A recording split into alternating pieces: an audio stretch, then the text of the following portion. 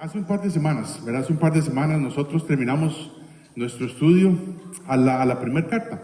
La primera carta que Pablo escribe a a los Corintios, o por lo menos es la primera carta que se registra ahí en la Biblia. Se dice que Pablo llegó a escribirle a ellos, a mandarle a ellos unas 4 cartas.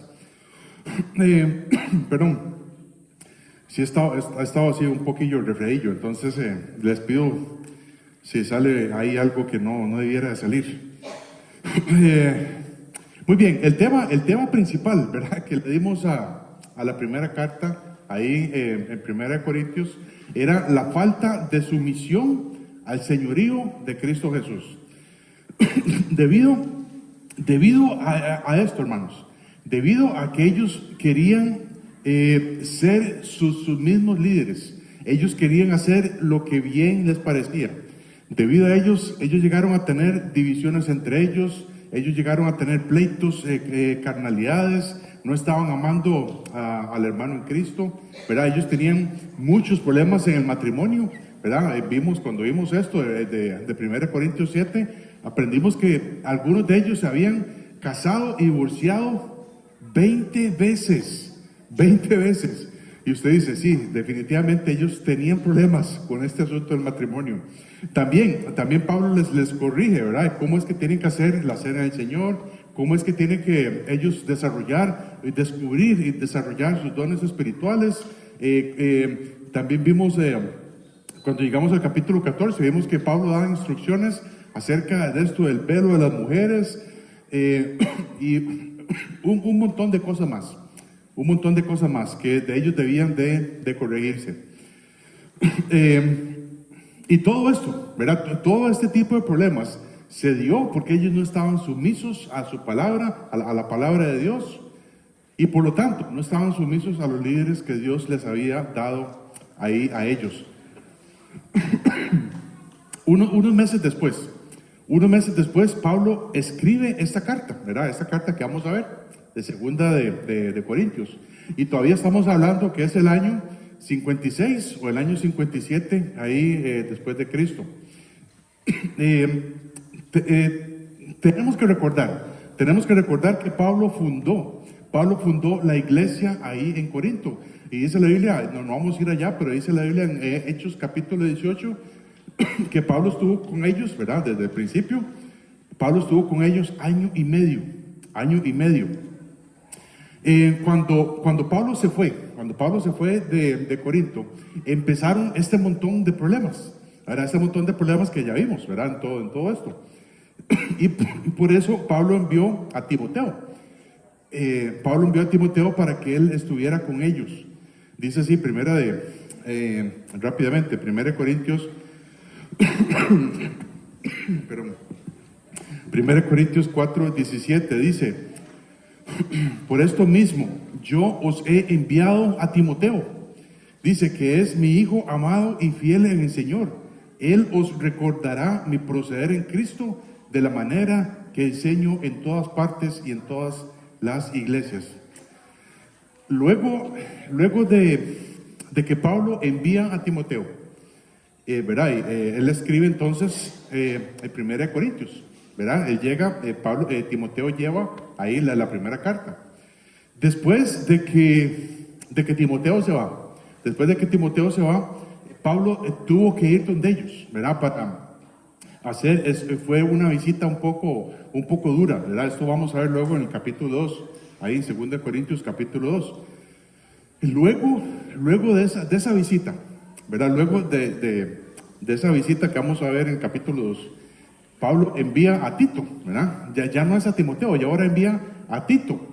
Y lo cual dice, Tito le da el reporte buenísimo de que ellos por fin se habían corregido. Hay varias razones, ¿verdad? Hay varias razones por las cuales Pablo escribe esta segunda carta que registra la Biblia, ¿verdad? O que Dios quiso registrarla.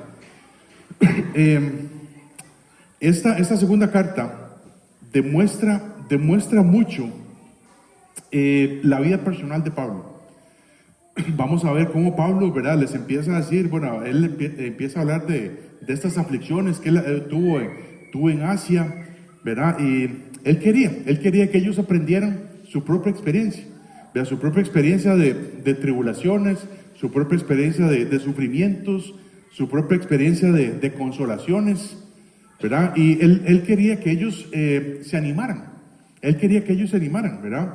Y que perdonaran también a las personas que habían hecho daño ahí entre ellos. Luego Pablo quiere, en toda esta carta, ¿verdad? Lo que vemos es que Pablo quiere desarrollar un corazón en ellos, que ellos sean ministros de la reconciliación. Un ministro de la reconciliación es, como vamos a ver luego en el capítulo 5, que Dios nos ha dado algo que hacer en esta tierra. Si somos cristianos, si somos hijos de Dios, si nosotros nos hemos arrepentido de nuestros pecados y hemos puesto nuestra fe en Cristo Jesús, Dios quiere que hagamos algo aquí en esta tierra, y es reconciliar al mundo con Dios. Ese es el ministerio. Ese es el ministerio de la reconciliación. Dice que nosotros somos instrumentos de Dios para llevar el evangelio a las personas que necesitan a Cristo Jesús. Y esta carta de 2 de Corintios es para eso. Es para que nosotros aprendamos a ser ministros de ese ministerio de la reconciliación. Pablo era un fiel ministro del Señor. Y la clave, ¿verdad? Como hemos titulado este primer mensaje, la clave es Dios. La clave para desarrollar el ministerio de la reconciliación es Dios.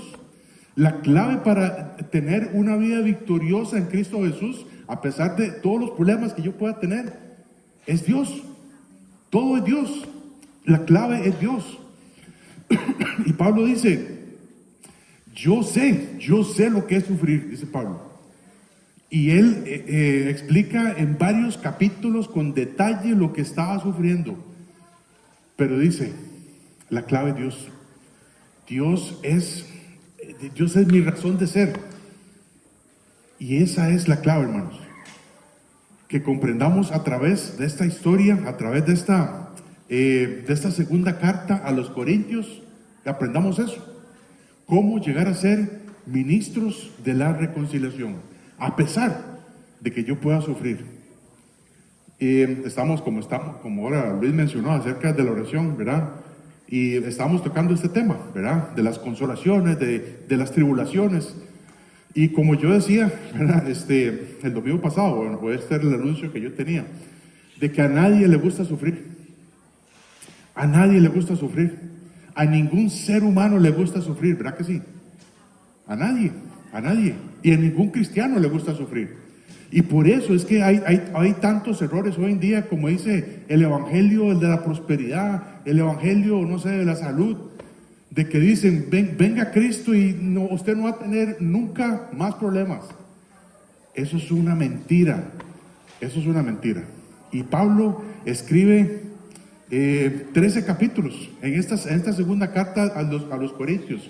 Pablo escribe 13 capítulos y la mayoría de ellos tiene que ver con su sufrimiento personal. Vamos a aprender mucho. Vamos a aprender mucho de la vida de Pablo, de todo lo que él sufrió. Y cuando Pablo sufría, más bien era como que se recargaban las baterías para confiar en Dios. Como dice aquí el versículo 11, ¿verdad? Más bien, el versículo 10 dice, el cual nos libró y nos libra, y en quien esperamos que aún nos librará de tan grande muerte, de tan gran muerte. Él confiaba en Dios. Cuando venía una situación de tribulación, de prueba a su vida, Pablo confiaba en Dios.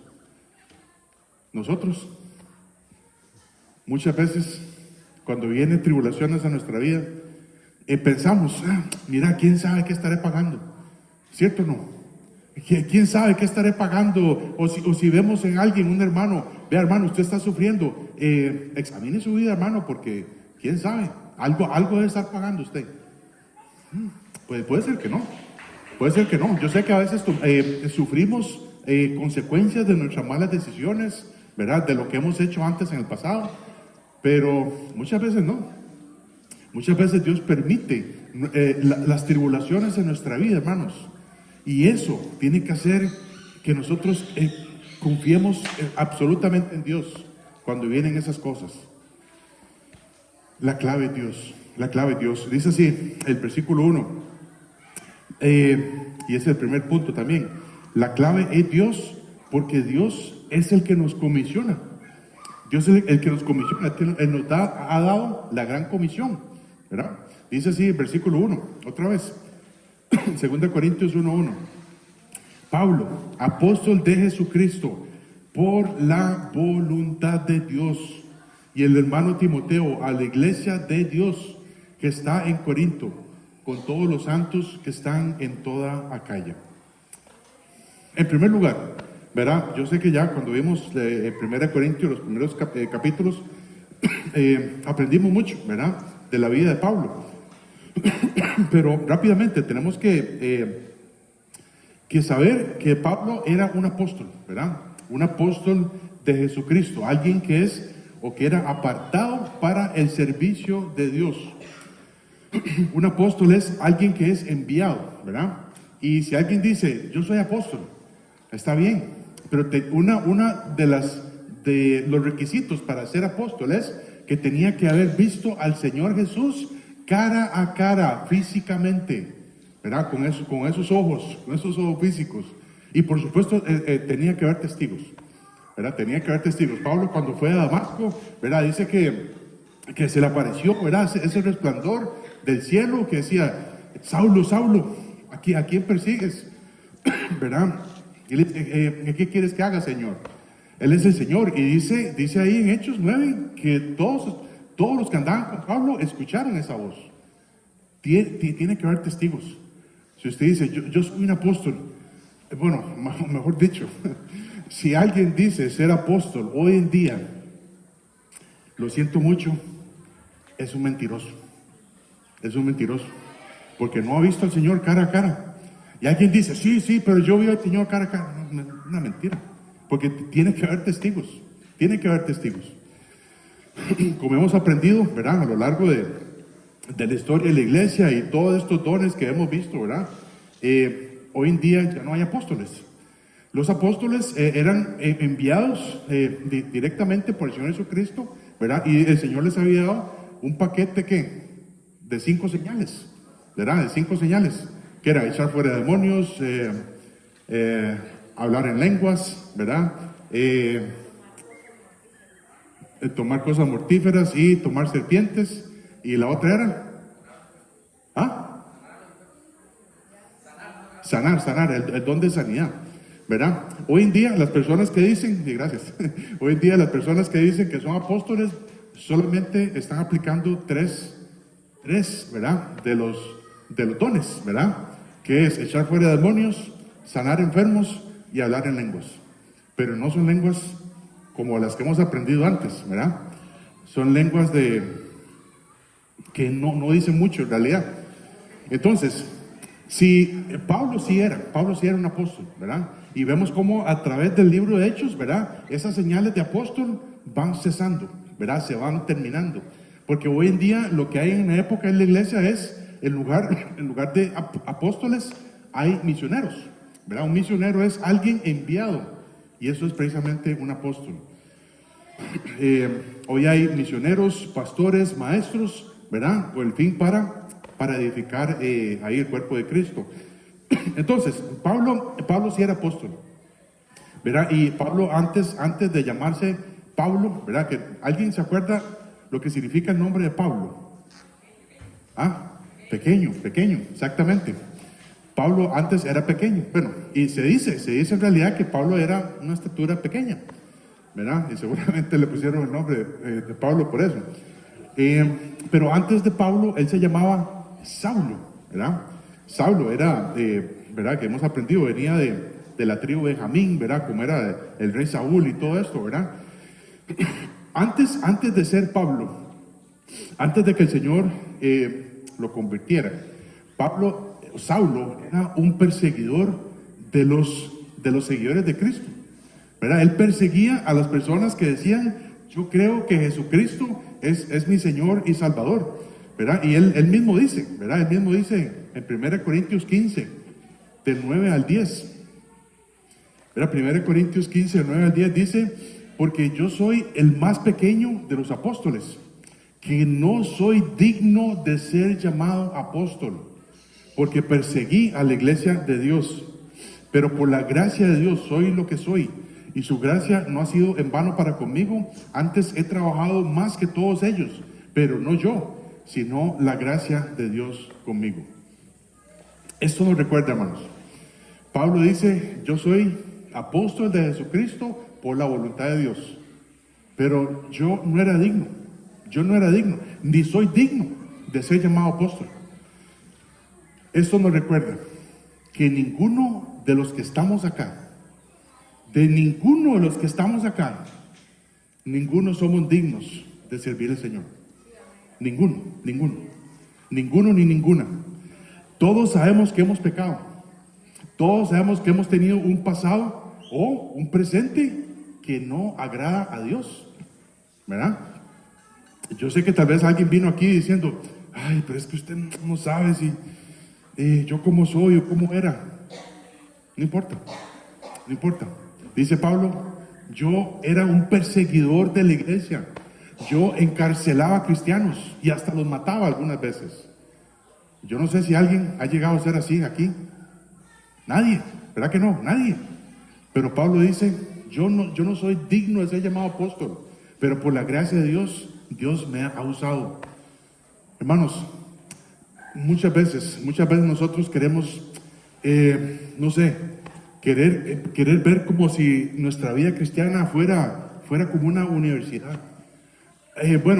Viera que yo antes, yo nunca había pecado, entonces por eso Dios me puede servir. Por eso yo puedo servir a Dios. Eso es un error. Dios no trabaja así. Dios quiere agarrar al peor de todos los peores pecadores y ponerlo a trabajar. Como esa canción, ¿verdad?, que don Basilio estaba tocando. Dios quiere hacer eso. Dios quiere agarrar a los malhechores, a los pecadores, y rescatarlos por la pura gracia de Dios y decirle: yo te permito que trabajes. Dice primera de Timoteo 1:12: doy gracias al que me fortaleció, a Cristo Jesús nuestro Señor, porque me tuvo por fiel poniéndome en el ministerio. Dios es el que nos pone a servir, hermanos. Nosotros no somos dignos de servir a Dios, pero por la gracia de Dios, Él permite que lo hagamos. Solamente a través de la gracia de Dios y su voluntad es que nosotros podemos servir a Dios. Y esto era Pablo. Ahora dice: y el hermano Timoteo, ¿verdad? Hay alguien más ahí en la cena que Pablo quiere mencionar. Pero Timoteo, ¿verdad? Él había ido a los hermanos allá en Corinto, ¿verdad? Como ya acabamos de leer un versículo, 1 Corintios 4:17. Y era muy especial para Pablo, ¿verdad? Timoteo era muy, muy especial para Pablo, tanto que él lo llama mi hijo amado en el Señor, ¿verdad? Él era como su papá espiritual, ¿verdad? Y cuando él envía a Timoteo, ahí en el último capítulo, ¿verdad?, de 1 Corintios 16.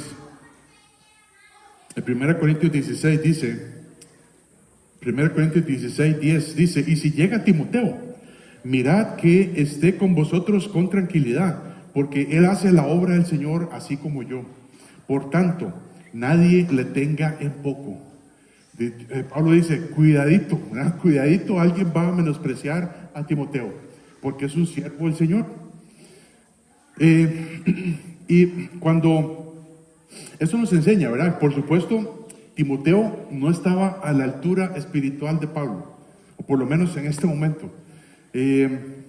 Vemos cómo Pablo tuvo que escribirle, ¿verdad?, un par de cartas para animarlo, ¿verdad?, porque él estaba desanimado. Timoteo no estaba a la altura espiritual de Pablo, pero era un siervo del Señor. Era un siervo del Señor y él había dejado todo, ¿verdad? Él había dejado su casa, su familia para seguir a Pablo y para establecer iglesias también con él. Ambos, Pablo y Timoteo, habían invertido en la vida de estos hermanos ahí en Corinto. Y ellos debían estar sumamente agradecidos por eso. Esto nos recuerda también, hermanos, que Dios usa personas. Dios usa personas para invertir en nuestra vida. Y si usted se fija un poco atrás, usted puede nombrar personas que han invertido en su vida y Dios las ha usado. Puede ser personas muy espirituales como Pablo, ¿verdad? Pueden ser personas con poca experiencia como Timoteo, pero Dios ha utilizado personas en nuestra vida, ¿cierto o no? Para que lleguemos hasta donde estemos aquí. Si usted comprende la gracia de Dios, comprende eso también, que Dios ha utilizado a personas para que nosotros podamos estar donde estemos, hermanos. Dice un pasaje en Hebreos, ¿verdad? No vamos a ir allá, pero dice un pasaje en Hebreos que dice que yo tengo que orar por mis pastores, ¿verdad? Como que ellos tienen que dar cuenta por las almas. Y así es, así es. Pero dice también ese mismo libro, que dice que yo tengo que agarrar lo bueno y desechar lo malo. Cuando cristianos influyen en nuestra vida, yo tengo que agarrar lo bueno y desechar lo malo. Hay cosas que nosotros estamos también reproduciendo como hijos de Dios. Pueden ser cosas no tan buenas, pero tenemos que agarrar lo bueno y desechar lo malo. Dice también Pablo, ¿verdad? Pablo, apóstol de Jesucristo por la voluntad de Dios, el hermano Timoteo, dice, y a la iglesia de Dios que está en Corinto. A la iglesia de Dios que está en Corinto. Esto es lo mismo que él hubo escrito, ¿verdad? Había escrito en la carta anterior. Tenemos que aprender que esta es una carta histórica, ¿verdad? Estamos leyendo historia, algo que pasó hace casi más de 2000 años. Y es una carta que Pablo envió a la iglesia de Dios que está en Corinto.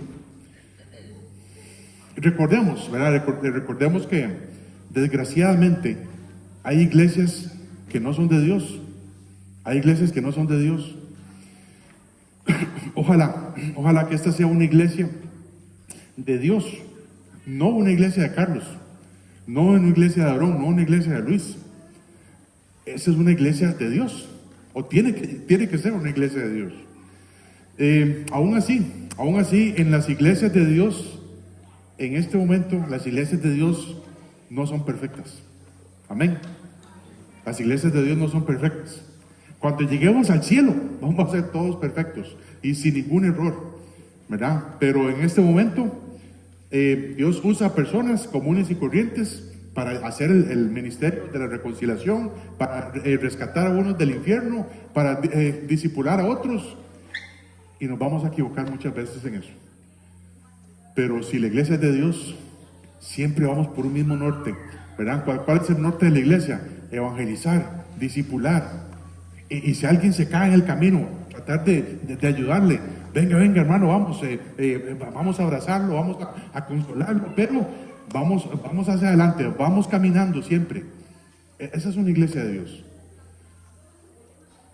Vamos a ser perfectos cuando Cristo venga por nosotros, ¿verdad? Pero en este momento hay mucho que tenemos que hacer todavía en nuestra propia vida.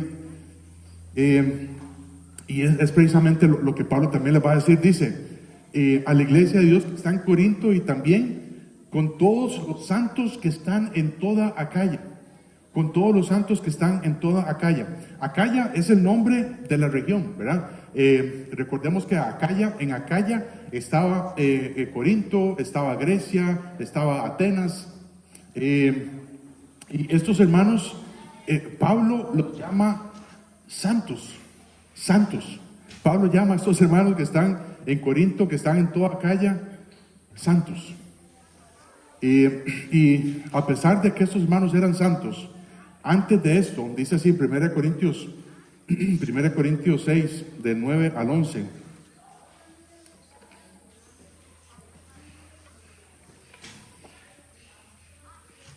1 Corintios 6, del 9 al 11 dice: ¿no sabéis que los injustos no heredarán el reino de Dios? No erréis, ni los fornicarios, ni los idólatras, ni los adúlteros, ni los afeminados, ni los que se echan con varones, ni los, con varones, ni los ladrones, ni los avaros, ni los borrachos, ni los maldicientes, ni los estafadores heredarán el reino de Dios. Y es así, versículo 11: y esto erais algunos, mas ya habéis sido lavados, ya habéis sido santificados, ya habéis sido justificados en el nombre del Señor Jesús y por el Espíritu de nuestro Dios. Siempre tenemos que recordar que estamos en este proceso de ser santos, ¿verdad? La salvación es inmediata, ¿verdad? Cuando llegamos a los pies de Jesús, cuando reconocemos que somos pecadores, que Cristo murió por nosotros, ¿verdad? El Espíritu Santo llega a morar sobre nosotros inmediatamente y somos salvos. Pero la santificación es un proceso de ir limpiando nuestra carne, ir limpiando nuestra vida, y este proceso dura toda la vida, o hasta que Cristo venga por nosotros, ¿verdad? Lo que ocurre primero, ¿verdad? Hay como una garantía, ¿verdad? Entonces, todavía hay cosas en nuestra vida que tenemos que dejar, y eso se llama la santificación. Entonces, Dios comisionó, ¿verdad? Le dio una misión a Pablo de ser apóstol, de ser enviado para anunciar el mensaje de Dios a los gentiles. También usó a Timoteo, y también nos comisiona a nosotros también, a pesar de que tampoco seamos dignos, pero también nos da una tarea de anunciar el mensaje de salvación a todos y discipular a otros para que puedan hacer lo mismo. Entonces, pero la clave es Dios para eso. Ahora, la segunda cosa, la clave es Dios, porque Dios es el que nos salva, ¿verdad? Y está así como un poco, ¿verdad? Va como de la mano, ¿verdad? Estos dos versículos. Dice así el versículo 2: gracia y paz a vosotros, de Dios nuestro Padre y del Señor Jesucristo. Gracia y paz a vosotros. Yo quiero que prestemos atención a estas dos palabras. Y ahí vamos a ver.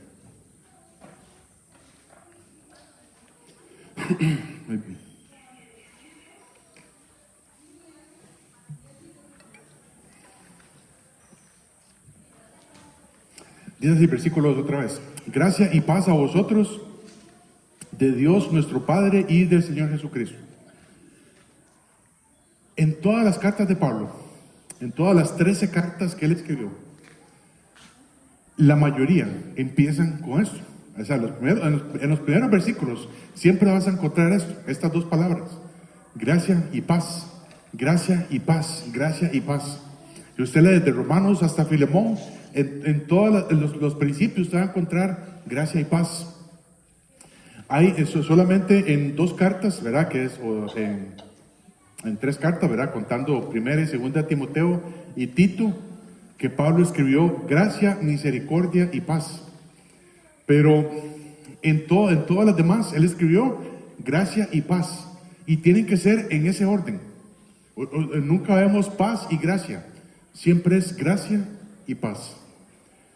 Y el orden de estas palabras es sumamente importante, porque no puede haber paz primero si no hay gracia.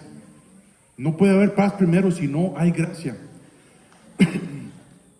Hemos escuchado, ¿verdad? Hemos escuchado que a nivel global, ¿verdad? Que todos los gobiernos están buscando la paz, ¿verdad? ¿Y por qué? Porque tiene que llegar a eso, ¿verdad? El mundo tiene que llegar a un momento de paz, ¿verdad? Que eso es lo que Dios ha estado prediciendo, ¿verdad? Durante siglos, a través del anticristo. Pero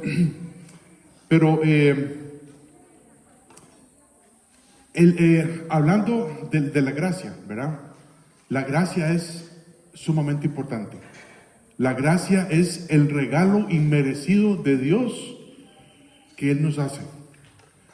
No merecemos absolutamente nada de Dios. Lo que merecíamos era justicia de parte de Dios. Y la justicia era ir a pagar los pecados al infierno, ¿verdad? Ese es Romanos 6:23. Dice, porque la paga del pecado es muerte.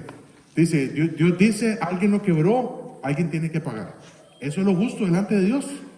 Y lo que merecíamos era ir a pagar con nuestra propia vida, con nuestra propia alma, nuestros pecados ahí en el infierno. Pero la gracia de Dios es que a pesar que nosotros éramos condenados al infierno, Él envió a su Hijo unigénito para que todo aquel que en Él cree, ¿qué? No se pierda, mas tenga vida eterna. Esa es la gracia de Dios, es el regalo inmerecido que Él nos da. Efesios 2:8-9 dice, porque, perdón, porque por gracia sois salvos, ¿verdad? Porque por gracia sois salvos por medio de la fe, y esto no de vosotros, pues es don de Dios, no por obras, para que nadie se gloríe. Y por eso, y por esa gracia, es que nosotros llegamos a tener paz para con Dios. Si primeramente existe la gracia de Dios, tenemos paz para con Dios. No podemos tener la paz de Dios antes de la gracia. Y por supuesto, la gracia y la paz de Dios vienen a través del Señor Jesucristo. Todo lo que Dios nos da, todo, absolutamente todo, comenzando con la salvación, vienen a través de su Hijo Jesucristo. Yo soy el camino, la verdad y la vida. Nadie viene al Padre si no es por mí. Y la clave es Dios, por supuesto, que Él nos salva. El tercer punto, la clave es Dios, porque Dios es el que nos cuida. Dios es el que nos cuida. Y hermanos, pensando en este versículo que viene, este versículo está repleto de información, de cómo es Dios, y a través de saber cómo es Dios, Dios nos cuida. Dice así, en el versículo 3, bendito sea el Dios y Padre de nuestro Señor Jesucristo, Padre de misericordias y Dios de toda consolación. En primer lugar, bendito sea el Dios. Bendito sea el Dios con mayúscula, el único Dios y verdadero.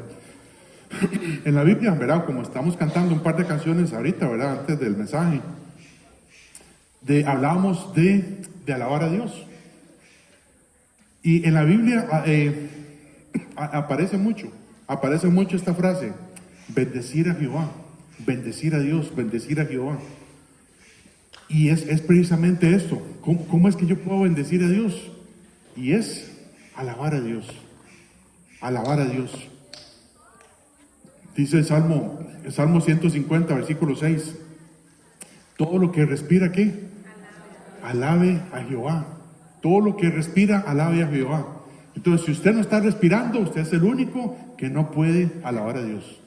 Porque todo el que respira debe alabar a Dios. Debe alabar a Jehová.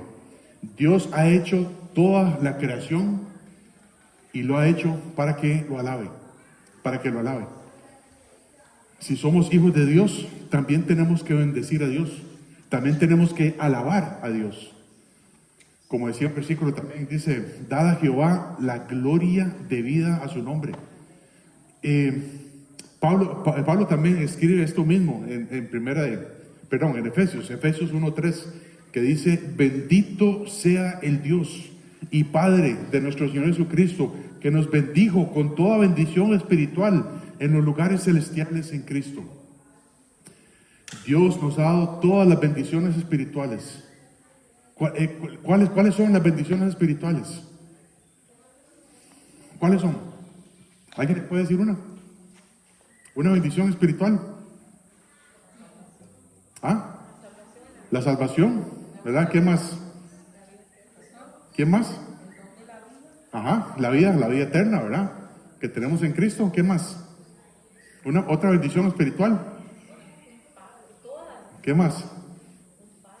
Dice Pablo, Bendito sea el Dios y Padre de nuestro Señor Jesucristo, que nos bendijo con toda bendición espiritual. Ya nos bendijo, o sea, ya es algo del pasado. El perdón de pecados, la vida eterna, la salvación, por supuesto, la palabra de Dios, una familia espiritual, el Espíritu Santo en nuestra vida, una posibilidad de una herencia en los cielos. ¿Qué más? ¿Qué más? Eso es todo, hermanos. Eso es todas las bendiciones espirituales. Pero muchas veces nosotros queremos, nosotros queremos bendiciones físicas, ¿verdad? Queremos una buena pensión, ¿verdad? Que no tengamos que preocuparnos nunca más por el dinero. Queremos una buena casa, no una buena casa, sino varias casas. Queremos buenos carros, etcétera, etcétera. No, Pablo dice, alabemos a Jehová, porque nos bendijo con toda bendición espiritual. Bueno, recordando al conflicto entre Dios y la nación de Israel, o recordando algo muy específico, en el Antiguo Testamento, inclusive David no tenía fijo el Espíritu Santo en su vida. Y en varias ocasiones Dios le pide a David, por favor, no quite de mí tu Santo Espíritu. Pero Dios nos ha sellado con toda bendición espiritual y nos ha sellado, con el Espíritu Santo de la promesa. Y eso es una bendición espiritual, hermanos, que ni siquiera a veces la pensamos. Es fácil alabar a Dios, ¿verdad? Es fácil decir, sí, Señor, amén, claro, aleluya, gloria a Dios. Es fácil hacer eso cuando todo va bien, ¿verdad que sí? Cuando todo va bien, cuando no hay pruebas en nuestra vida, cuando todos nuestros seres queridos están bien de salud, tenemos buen trabajo, tenemos pan en la mesa, pero en los momentos difíciles no es tan fácil alabar a Dios.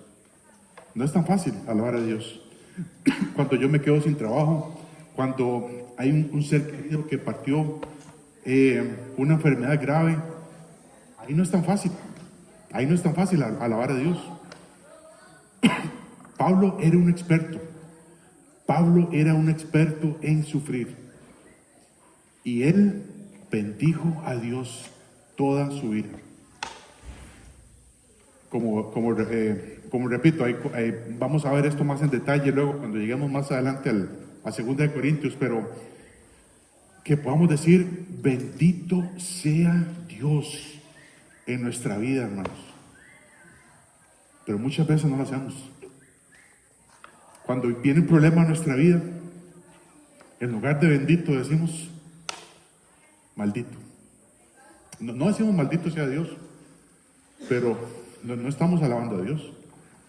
Y estamos diciendo más bien groserías, cuando aparentemente es una desgracia. Hermanos, cuando podamos decir bendito sea Dios en las buenas y en las malas. Usted sabe que eso lo aprendimos de David, ¿verdad? Y por supuesto uno se pone a estudiar la vida de David y es demasiado grande, es muy grande, ¿verdad? Y eso que estamos viendo, primera de Samuel, ¿verdad? Los hombres, digamos como año y medio estar viendo estos capítulos y siempre son una buena bendición. Cuando David, en primera Crónicas 29, versículo 10, David está para morir, ¿verdad? Y él va a pasar, su reino lo va a pasar a su hijo Salomón, ¿verdad? Dice primera de Crónicas 29:10, dice, asimismo se alegró mucho el rey David y bendijo a Jehová delante de toda la congregación. Y dijo David, bendito seas tú, oh Jehová, Dios de Israel, nuestro Padre, desde el siglo y hasta el siglo. David se puso a pensar en todo lo que Dios había hecho con su vida y dice, bendito sea el Dios y Padre el Padre de Israel, ¿verdad? Nosotros podemos decir, bendito sea el Dios y Padre de nuestro Señor Jesucristo. Entonces, aquí como les decía, aquí el rey David está pasando el reino a su hijo Salomón, y toda la congregación, ¿verdad? Se reúne para traer ofrendas voluntarias, ¿verdad? Para lo que era la construcción del templo, esto que el rey David tenía en su corazón. Pero antes de todo, antes de empezar a recoger ofrendas, ¿verdad? Esto en el pueblo, David empieza por bendecir a Jehová, por todo lo que él era. David bendecía a Dios en las buenas, pero también en las malas, también en las malas. ¿Verdad? Como ahora Luis nos comentaba, ¿verdad? Acerca de este libro de 1 Samuel, vemos cómo hemos visto el sufrimiento, ¿verdad? De cómo David llega a ser perseguido por Saúl, hasta el hecho de perder su vida, ¿verdad? O casi perder su vida varias veces. Tanto también que él tenía que ir él tuvo que ir dos o varias veces tuvo que ir a donde los filisteos para refugiarse, ¿verdad? Porque ya el rey Saúl lo andaba persiguiendo y ya casi lo iba a matar. Hubo una ocasión, ¿verdad? Cuando David, ¿verdad? Huye, ¿verdad? Huye de Aquis, ¿verdad? Aquis es ahí en la ciudad de Gat, donde era Goliat, ¿verdad? Y él se hizo loco, ¿verdad? David se hizo loco, ¿verdad? En esa ciudad, para que no lo mataran. Eso es una buena estrategia, ¿verdad? Que acá siempre funciona, de hacerse loco. Pero en esta ocasión, ¿verdad? En esta ocasión David, como varias ocasiones, David andaba huyendo de Saúl. Y cuando él huye, ¿verdad? Él huye de Saúl y de Aquis, ¿verdad? De Abimelech. Él escribió el Salmo 34. El Salmo 34. Hermanos, y este Salmo 34 no refleja lo que David estaba sufriendo. Pero él empieza con ¿qué? Salmo 34 dice: bendeciré a Jehová en todo tiempo. ¿En todo tiempo qué es? En las buenas y en las malas. En las buenas y en las malas. Ojalá que nosotros solamente aprendiéramos esta frase: bendeciré a Jehová en todo tiempo. Dice: su alabanza estará de continuo en mi boca. En Jehová se gloriará mi alma. Lo oirán los mansos y se alegrarán. Engrandeced a Jehová conmigo y exaltemos aún a su nombre. Busqué a Jehová y él me oyó y me libró de todos mis temores. Los que miraron a él fueron alumbrados y sus rostros no fueron avergonzados. Este pobre clamó y le oyó Jehová y lo libró de todas sus angustias. El ángel de Jehová acampa alrededor de los que le temen y los defienden. Gustad y ved que es bueno Jehová. Dichoso el hombre que confía en él. Temed a Jehová vosotros sus santos, pues nada falta a los que le temen. Los leoncillos necesitan y tienen hambre, pero los que buscan a Jehová no tendrán falta de ningún bien. En las buenas y en las malas, David bendice a Jehová. ¿Hacemos esto? Yo pienso que no. Dice así también: bendito sea el Dios, dice, y Padre de nuestro Señor Jesucristo. Dice Pablo: Padre de nuestro Señor Jesucristo. Dios nos amó enviando a su Hijo unigénito para que todo aquel que en él crea no se pierda, mas tenga vida eterna. Y dijo Jesús, ¿verdad? En Juan 10:30: yo y el Padre uno somos. Yo y el Padre uno somos. Dios ama al Hijo y todas las cosas, dice que Él ha puesto a todas las cosas en su mano, en las manos del Hijo, ¿verdad? Él es el Padre perfecto. Lo que Pablo va a hablar aquí, en 2 de Corintios, va a hablar acerca de las angustias, de las tribulaciones. Lo que Pablo habla aquí, Dios sabe eso. Dios sabe las angustias, Dios sabe las tribulaciones. Él entregó la vida de su Hijo amado, perfecto, por nosotros, hermanos. Él sabe lo que es sufrir. Dios sabe lo que es sufrir.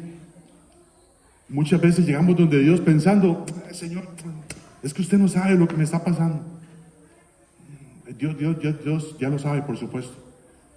Pero si alguien dice, si alguien ha sufrido por usted, hermanos, si alguien ha sufrido por usted y por mí, es el Padre de nuestro Señor Jesucristo, que lo entregó a la muerte por amor a usted y por amor a mí.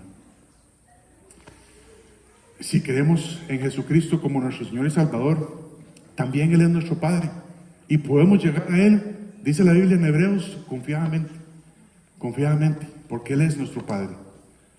Entonces, si usted está sufriendo algo esta mañana, piense, eso no es nada comparado con el sufrimiento que tuvo Dios Padre de entregar a su Hijo por usted y por mí. Perdón, dice así también, versículo 3. Bendito sea el Dios y Padre de nuestro Señor Jesucristo, y dice, Padre de misericordias. Padre de misericordias. Dios es el Padre de todas las misericordias. Dios es el que nos amó a nosotros primero, siendo nosotros sus enemigos. Si alguien sabe de misericordias, es Dios, el Padre de las misericordias. Dios es experto. Y usted sabe qué es misericordia. La misericordia, un pastor dijo, la misericordia es amar a la miseria. Amar a la miseria. Él amó a la miseria.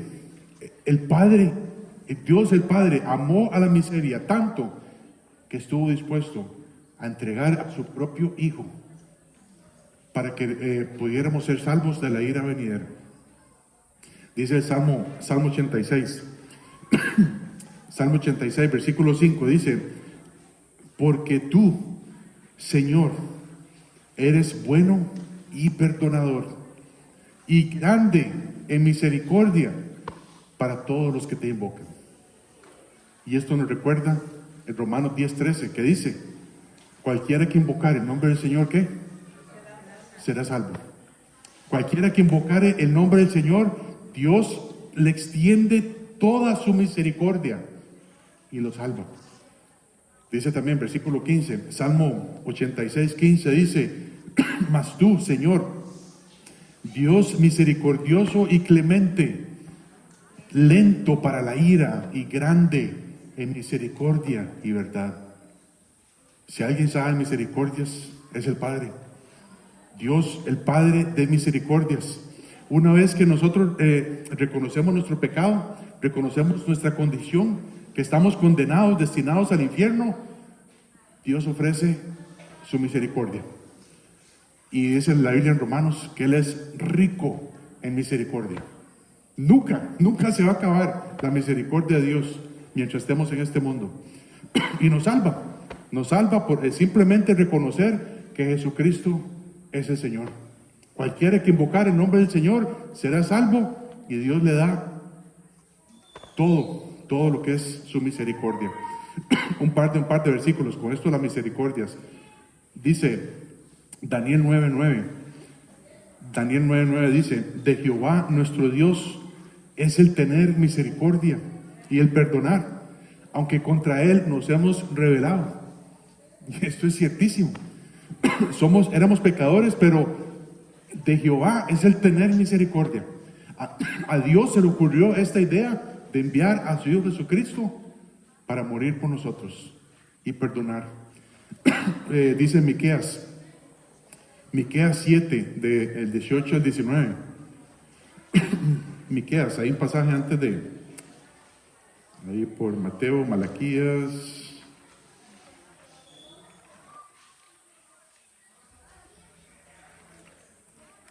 ¿Ya lo encontraron? Miqueas.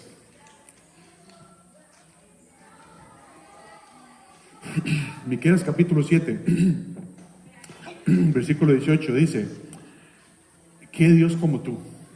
¿Qué Dios como tú que perdona la maldad y olvida el pecado del remanente de su heredad? No retuvo para siempre su enojo, porque se deleita en misericordias. Dios se deleita en misericordias. Hermanos, ¿alguna vez nos hemos puesto a pensar qué es eso? Que Dios se deleita en misericordias. ¿En qué nosotros nos deleitamos? ¿En qué? ¿Algún ejemplo? Algo bueno que nos pasa en esta vida, ¿qué es? Y usted dice, yo me deleito en eso. No sé, como ir a sentarse ahí en las aguas termales, ¿verdad? Si usted va a las aguas termales, usted se deleita en eso. Cierto, ya Oscar, ¿verdad? Yo me deleito, no sé, cuando como gallo pinto y huevos. ¿Es cierto o no? ¿Cierto o no? Ok, muy bien. Entonces, pero Dios, dice la Biblia, que Él se deleita en misericordias. Hermanos, cuando un pecador se arrepiente, dice la Biblia que hay gozo en el cielo delante de los ángeles. Cuando un pecador se arrepiente, es que Dios extendió su misericordia ahí para con ese pecador, y Dios tiene gozo. Dios tiene gozo de que alguien tomó la decisión de confiar en su Hijo como Señor y Salvador. Cuando somos cristianos y caemos en algún pecado, y Señor, yo te pido que me ayudes, que me perdones, Dios se deleita en eso. Cada vez que usted le pide perdón a Dios por una falta, Dios se deleita en eso. Pero es que usted, hermano, no sabe lo que yo hice, no sé si Dios me va a perdonar. Dios se deleita en misericordias. Dios quiere darnos su misericordia. Nosotros muchas veces nos damos palo, ¿verdad? Por cosas que hemos hecho malas. Pero Dios, aquí está la mano de Dios. Lo único que uno que tiene que hacer es agarrar la mano de Dios. Y Señor, ayúdame. Claro que sí, Dios lo va a ayudar. Dice, porque se deleita en misericordias, y Él volverá a tener misericordia a nosotros. Dice ahí para el pueblo de Israel. Dice, y sepultará nuestras iniquidades, y echará en el fondo del mar todos nuestros pecados. Era un pasaje que estábamos parafraseando el domingo pasado con Aarón, ¿verdad? Pero, hermanos, solamente pensar en esta frase que dice, Dios se deleita en misericordias, nos llena de gozo, porque estamos ante un Dios misericordioso, a un Dios que se deleita en perdonarnos. Y dice, Dios de toda consolación. Bendito sea el Dios y Padre de nuestro Señor Jesucristo, Padre de misericordias y Dios de toda consolación. Dios permite el sufrimiento y el dolor en nuestras vidas porque Él nos ama, porque Él nos ama y quiere que sepamos acerca de sus misericordias, pero también quiere que sepamos que Él nos puede consolar, que Él nos puede consolar. Y alguien dice, pero si me ama Dios, ¿por qué estoy sufriendo esto? Dios es el Dios de toda consolación también. Dios, no importa cuál sea el dolor, cuál sea el sufrimiento por el cual usted está sufriendo, Dios es el Dios que te puede consolar. Él nos ha sellado con su Espíritu Santo, ¿verdad? Y una de las funciones que hace el Espíritu Santo es consolarnos. Es consolarnos. Dice Juan 14, 26, dice, mas el Consolador, el Espíritu Santo, a quien el Padre enviará en mi nombre, Él os enseñará todas las cosas y os recordará todo lo que yo os he dicho. El Espíritu Santo nos consuela en nuestras pruebas, en nuestras dolencias, y lo hace a través de la palabra de Dios. Por eso es importantísimo leer la Biblia. ¿Por qué? Porque cuando vienen momentos difíciles a nuestra vida, el Espíritu Santo me recuerda lo que yo estaba escuchando, lo que yo estaba meditando acerca de la palabra de Dios. Y eso me consuela. Eso me consuela. Dice Romanos 15:4, porque todas las cosas se escribieron antes para nuestra enseñanza. Para nuestra enseñanza se escribieron a fin de que por la paciencia y la consolación de las Escrituras, la consolación de las Escrituras, tengamos esperanza. Y cuando usted lee una historia como la de David, que él estuvo perseguido por Saúl, perseguido por sus enemigos, y Dios dice, él dijo, Dios me libra de todas mis angustias. Con solo eso, hermanos, es un consuelo para nosotros. Entonces, cuando no hay pruebas en nuestra vida, cuando no hay tribulaciones, es fácil leer la Biblia, ¿verdad? Es fácil orar, es fácil venir a la iglesia, a reunirnos, pero cuando las cosas no van como nosotros queramos, Dios siempre quiere que leamos su palabra, y en eso usa el Espíritu Santo y nos consuela. Él es el Dios de toda consolación. Entonces, vamos a ver ahí en la segunda carta a los Corintios, y esto, una de las cosas que vamos a estar viendo es mucho de la vida de Pablo, ¿verdad? Mucho el estilo personal de Pablo, en lo que él sufrió, sus tribulaciones, sus pruebas, y siempre estuvo gozoso. Pablo siempre estuvo gozoso de trabajar para el Señor, de la manera en que lo hizo. Usted dice, ¿cómo puede ser alguien así? Pero era alguien que confiaba en Dios, era alguien que sabía que Dios lo había comisionado, que Dios lo había salvado y que Dios lo cuidaba a través de conocer cómo es Dios.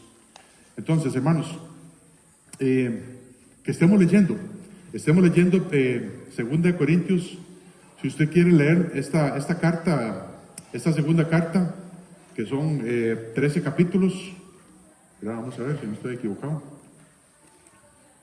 que son 13 capítulos. Esta carta se lee en media hora, se lee en 40 minutos, ¿verdad? Poniéndole un poquito de sentido a la lectura. Es muy importante que estemos leyendo, ¿verdad? Que estemos leyendo lo que estamos aprendiendo aquí los domingos. Y vamos a estar todos empapados, ¿verdad? De qué es lo que Dios está tratando aquí de mostrarnos. Pero vamos a orar para terminar y que Dios nos dirija en todo.